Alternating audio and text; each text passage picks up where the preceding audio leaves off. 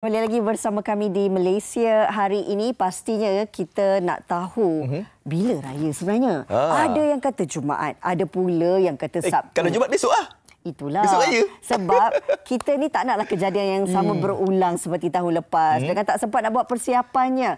Dengan tak sempat nak sediakan juadahnya. Tapi bawa bertenang semua, hari ini kita nak buat pencerahan.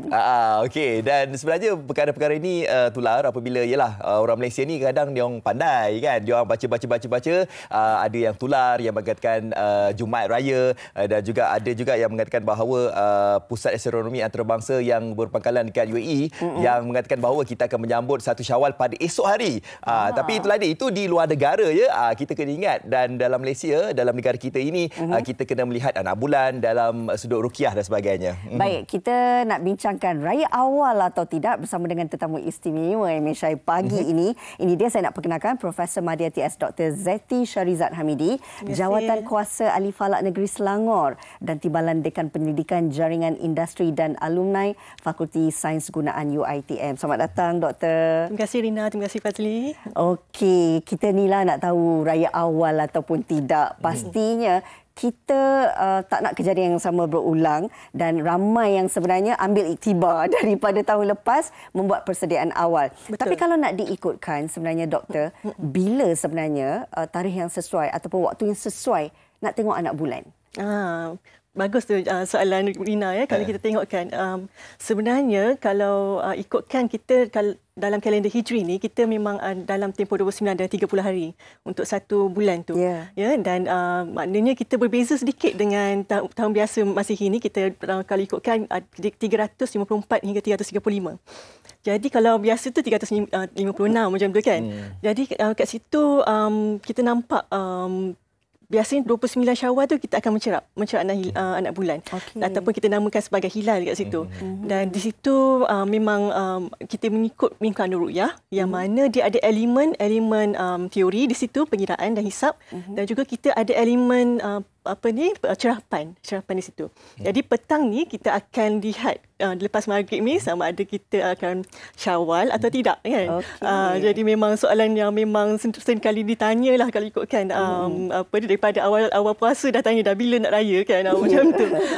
Memang tapi yang bagus ni rakyat Malaysia mereka peka terhadap perkembangan semasa, tak ingin tahu macam mana sebenarnya kita nak kira anak bulan dan juga macam mana nak tentukan raya haji, raya puasa dan juga Syawal misalnya ya. So kita akan dapat tahu nanti macam tu. Apa yang kita pamerkan sekarang ni adalah dari segi kedudukan anak bulan. Mungkin kami ni kurang fahamlah dari segi kedudukannya. Doktor mungkin boleh perjelas? Boleh. Okey, kalau tengok kat sini kita nampak kedudukan anak bulan Syawal ya. Di situ maknanya pada petang ni, pada maghrib ini insya-Allah ya kita akan berpeluang melihat hilal dengan altitude 2 darjah ya, 2 darjah 18 minit. Maknanya berapa tinggi bulan tu ataupun berapa tinggi anak bulan tersebut kan. Jadi 2 darjah tu diibarat kalau 1 darjah tu kita ada tengok kat ufuk tu, kita letak jari macam ni, itu 1 darjah. Tapi kalau darjah macam tu je.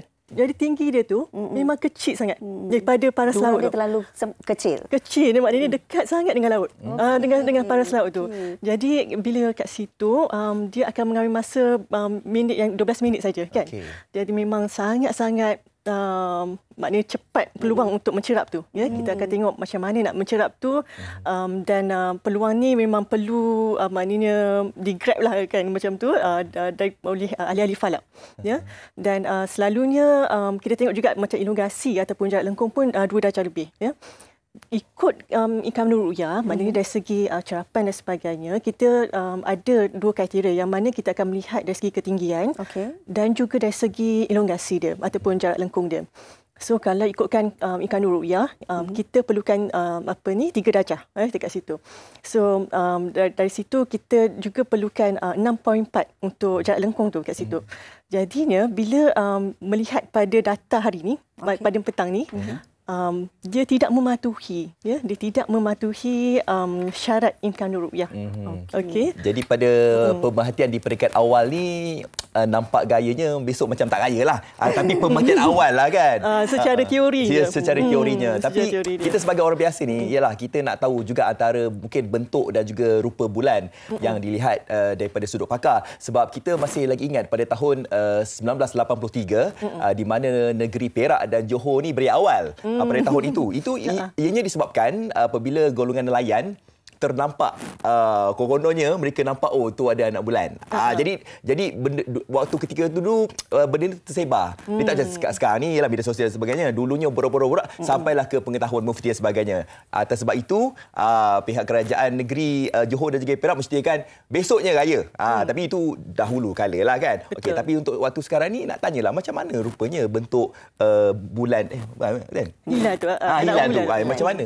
Hilal tak anak bulan tu kalau kita tengok memang sangat-sangat halus. Ya, dia punya cahaya tu memang kita nampak memang dia memang sikit lah sangat ya. Dan dia terbias daripada cahaya matahari tu ya. Memang kita nampak kalau ikutkan dengan mata kasar tu sebenarnya kita susah nak nampak.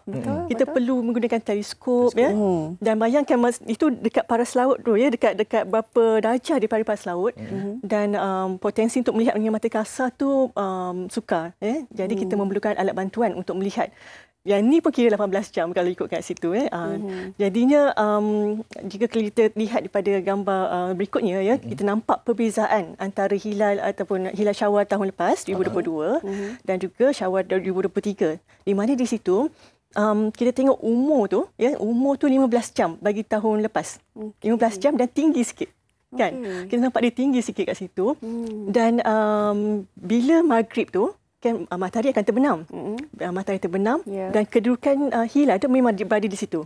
Maknanya terbias cahaya matahari itu oleh bulan. Jadi kita nampak sebenarnya yang cahaya bulan itu adalah daripada matahari. Daripada matahari. Jadi kita nampak kat situ pada ketinggian tu tahun lepas tu untuk umur 15 jam memang sangat berpotensi untuk nampak kan. Dan kita nampak di Sabah ya. Tahun ni kedudukan dekat bawah sikit. Orang kata macam dia adik sikitlah 7 jam. 7 jam dia punya tu kan. Jadi bila 7 jam tu dia berada di bawah dan kita akan nampak bagaimana cepatnya lah duration dia ya, tempoh masa yang diperlukan untuk sebelum dia terbenam tu untuk kita mencerap hilal tu ya kat situ. Doktor, saya juga nak tahu sebab kalau kita lihat ada juga sebilangan negara yang sememangnya sudah jelas untuk penampakan hilal ini kan, dan mereka sudah ada penetapan tarikh 1 Syawal tu. Dan bagaimana perbezaannya dengan negara kita? Sebab kalau kita ikutkan apa sebenarnya pendekatan yang kita guna kalau kita tak nampak hilal. Betul.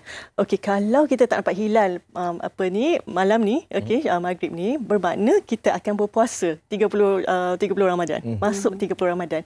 Dan jika kita nampak makanya kita akan raya Syawal.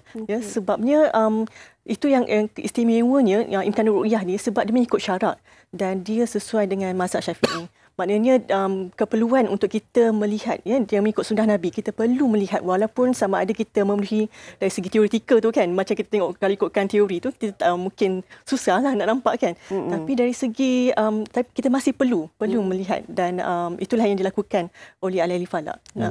Okey doktor, kalau kita nak melihat anak bulan ni sudah pastinya kita memerlukan keadaan cuaca yang sangat-sangat cantik. Dan kalau berlakunya hujan ataupun keadaan yang tak menentu, mungkin ianya sedikit sebanyak mengganggu proses pencerapan untuk kita nak melihat hilal kan. Jadi sekarang ni kalau kita lihat juga keadaan jerebu pun berlaku juga di setengah kawasan dekat Malaysia ni. Adakah ianya sedikit sebanyak mengganggu proses pencerapan nanti?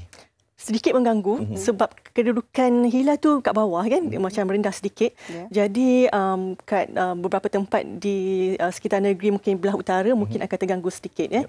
Namun itu tidak bermakna kalau maknanya kita direzekikan kalau Allah nak buka langit tu kata orang tu kan. Dalam tempoh 12 minit tu kita boleh lihat di satu kawasan daripada 29 buah tempat, insya-Allah makanya esoknya adalah hari raya macam tu. Apa sebenarnya peralatan yang digunakan oleh mereka untuk mencerap anak bulan ini? Okey, kita akan menggunakan teleskop. Teleskop adalah alat optik yang mana sering kali digunakan oleh ahli falak dan juga theodolite. Theodolite yang mana sering kali digunakan oleh jupem dekat situ. Dan di situ juga kita ada juga merekodkan data. Kita tengok data macam mana turunnya fasa-fasa bulan mengikut masa tertentu misalnya. Dan persiapan ni sebenarnya perlu dilakukan maknanya lebih awal. Mungkin 2 jam sebenarnya kita dah ada. Lepas asar tu kita dah start dah set up teleskop apa semua dan kita perlu membuat penjejakan maknanya alignment untuk pastikan maknanya teleskop tu betul-betul tala tepat ke hilal ataupun anak bulan tersebut. Macam tu. Jadinya di situ dia memerlukan skill lah ataupun kemahiran oleh ahli falak untuk mencerat hilal. Okey, kalau ahli falak ni yang nak melihat anak bulan ni, kita tahu ianya bukannya kita lihat di kawasan-kawasan tertentu sahaja, malahan hampir keseluruhannya termasuk di Sabah kan. Okey, andai kata di Sabah kita nampak anak bulan. Okey, tapi ada dekat tempat lain tak nampak anak bulan. Jadi ianya macam mana kita nak tentukan besok raya ataupun tidak? Adakah ianya ditentukan dengan suara majoriti ataupun siapa yang menentukan sebenarnya untuk kita menyambut satu Syawal esok ataupun lusa? Okey, andai kata cerapan berjaya satu tempat, misalnya Sabah, bermakna makanya laporan akan diberikan kepada penyimpan mohor diraja dan walaupun satu tempat maka diisytiharkan raya. Okey. Dia tak ikut majoriti. Seperti tahun lepas. Ya, betul. Dia tak ikut majoriti. Okay. Dia ikut sebab dia mewakili satu tempat tu dan mewakili satu Malaysia. Kat situ. Jadinya akan diisytiharkan. Dan sebenarnya kita memang ada keanggotaan MABIMS yang mana ia adalah Menteri Agama di kalangan anggota Brunei, lepas tu kita ada Indonesia, Malaysia dan Singapura. Dan semua negara tersebut sebenarnya mengamalkan impian ruqyah. Macam tu. Baik, sedikitlah mungkin kata-kata daripada doktor kan. Ini kerisauan dan kebimbangan oleh seluruh umat Islam di negara kita ni kan. Kalau ada yang sebenarnya mengharapkan biarlah Sabtu supaya sempat sampai di kampung dan sebagainya. Jadi kita nak memberi pencerahan semua supaya mereka ni bertenang untuk meraihkan Lebaran. Okey, alright. Kita masyarakat dah mula peka, jadi insya-Allah kalau ikutkan kanun ruqyah sebenarnya tidak mematuhi. Namun begitu kita perlu melihat, iaitu sebab tu namanya ruqyah. Ruqyah tu maksudnya melihat atau mencerap. Dan 7 jam tu sebenarnya rekod. Kalau kita dapat 7 jam tu rekod Malaysia lah. Sebabnya anak bulan tu nilai dia kecil. Jadinya saya tak boleh kata pasti. Tak boleh kata pasti. Kita akan lihat juga cerapan tu juga.